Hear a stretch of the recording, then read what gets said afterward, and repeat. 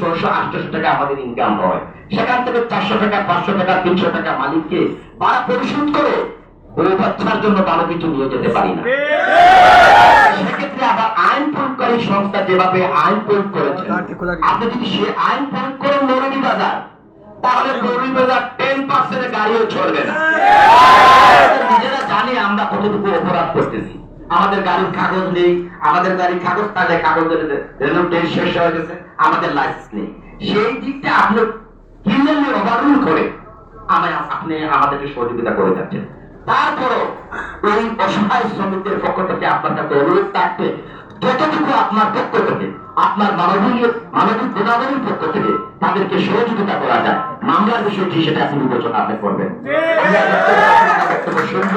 আমরা দাবি তুলে ধরেছি।